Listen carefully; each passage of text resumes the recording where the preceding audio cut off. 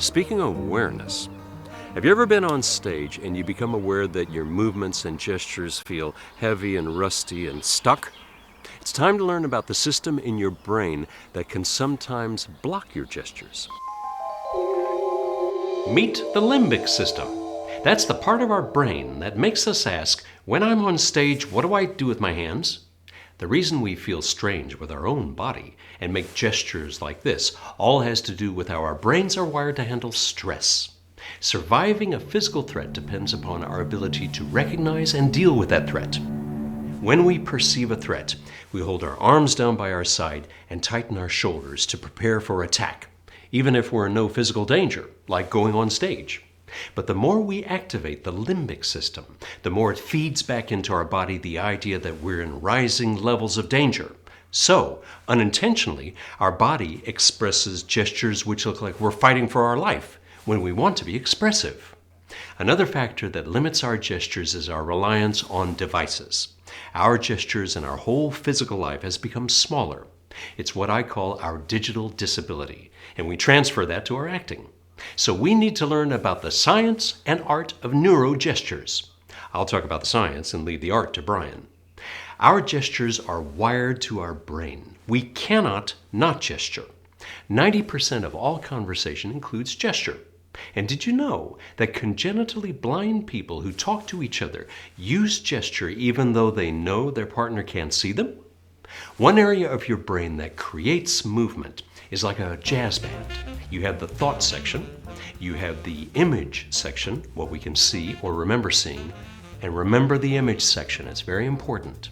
Then you have the speech section, and then you have the movement section. Put all the sections together and the band is called Broca's area, and it's located within your left temple. And get this, Broca's area also controls the messages that go from here down through here. Bingo! A gesture.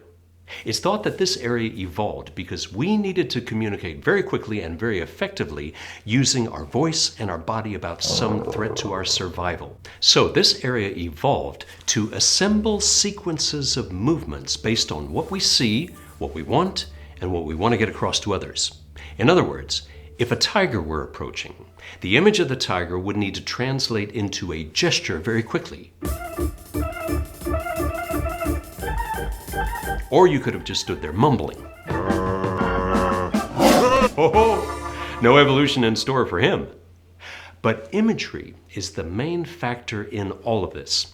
Our brain sees or remembers seeing an image, and it feeds it down into the arm as a gesture. So, question, if images are the main driver of our gestures, then what should actors fill their heads with to create neurogestures? And of course the answer is images. But that's the science of neurogestures. Now let's get down to the technical skills. Right now, we're going to take a line of text from a monologue, then get it into your body so that you can release a gesture that's full and natural. This will be your blueprint for awakening the body as you create a role. In a moment, I'm going to ask you to stand up with a bit of space around you. But first, let me give you your line from Romeo and Juliet. The clock struck 9 when I did send the nurse. The clock struck 9 when I did send the nurse. The circumstances are that Juliet is impatient for the nurse to return so that Juliet can find out about her banished Romeo. So she's on high alert. Remember the text, the clock struck 9 when I did send the nurse. Got it? Now let's do the exercise. Standing in a place where you have a bit of room, rebalance your body into a neutral position and close your eyes. For this exercise, it's very important to relax your shoulders and your arms, so just gently roll your shoulders and gently sway your arms a bit. With your eyes closed, call to your mind the line from your monologue. Ask yourself, what do I really want? What do I desire deep down from the person that I'm talking to? And in this case, as it's a soliloquy, what do I want from the audience? For Juliet, at this moment, you want from the audience the assurance that the nurse will come back with good news about Romeo. even though she's been gone 3 hours and you're closer than ever to an arranged marriage with Paris, which would be horrendous. Also think, why am I saying these words in this moment? You're trying to think of all the reasons why the nurse might be late, and it begins with facing how long ago it was that she left. Allow that confusion and the need for clarity in your mind to sink in.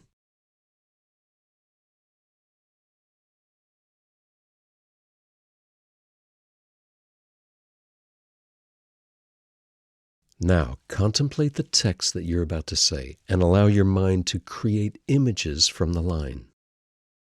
What do you see? Is it a specific thing that's mentioned in your text, or a room where you've just come from that made you decide to come here? Or is it somewhere you want to go next? Allow your mind to play with all the possible images that might come to your mind until they're crystal clear. Make these images truthful to you.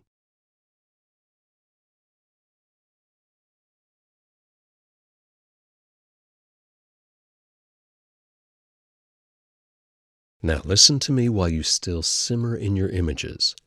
Only when I say so, you're going to open your eyes, but not yet, and move about the space as your character would.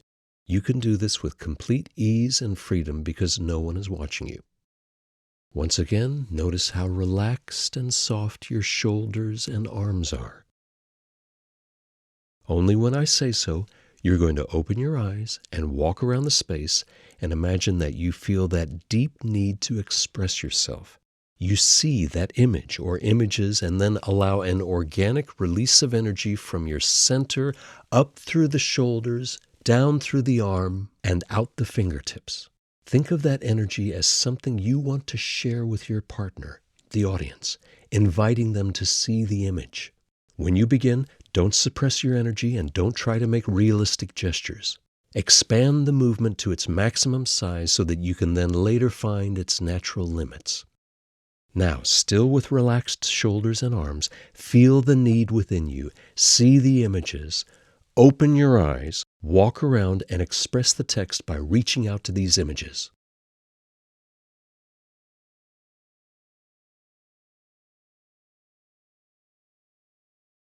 Hold, please.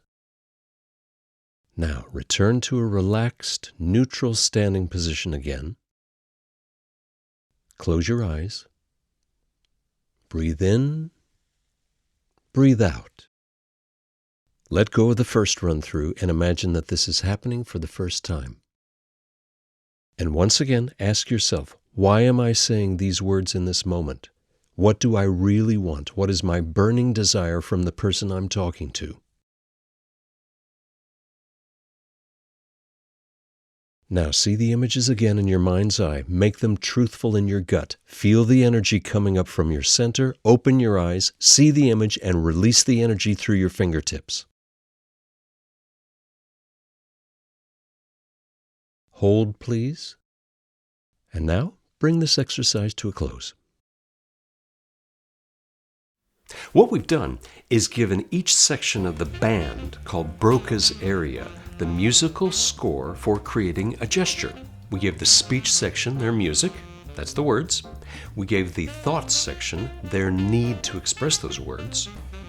And most importantly, we gave the image section loads of material to play with. The more you feed this material into Broca's area, the easier your gestures will be. Now, this brings up a lot of questions about using your body.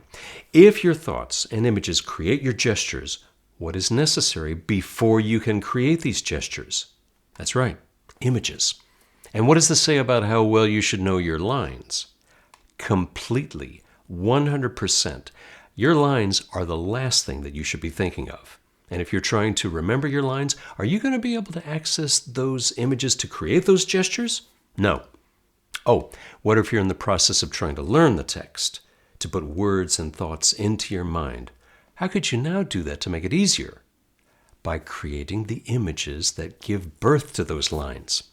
And let's think about the audience.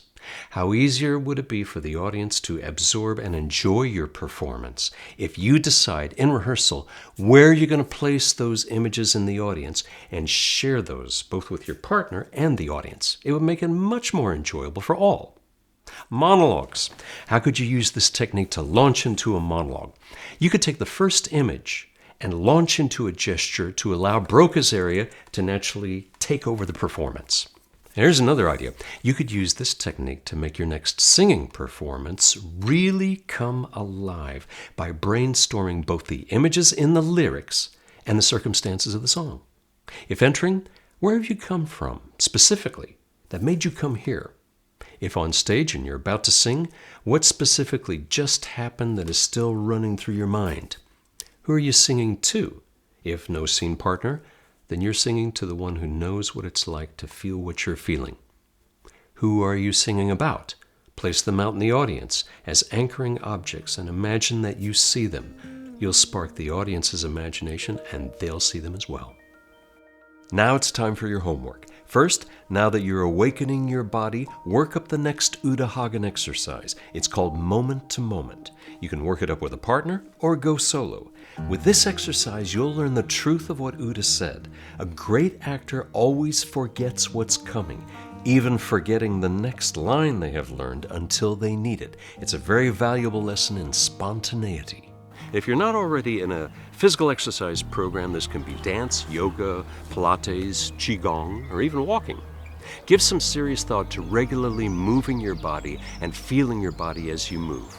Not only will it make you feel better, those muscle memories will fire together and wire together so that you'll have vitality with your physical instrument during your acting work.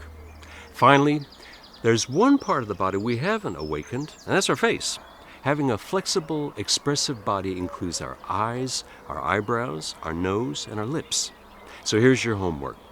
This is a game the actor Robert De Niro used to play with a friend. You can do it anywhere. The rules of the game are have a complete conversation with someone who's there with you using only your face.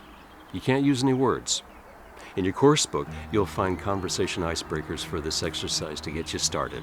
This work is a prelude to our next lesson, which is about connecting with another person. Until then, Otsukare sama deshita. Keep freeing your neck and building a greater awareness of your body, and break a leg.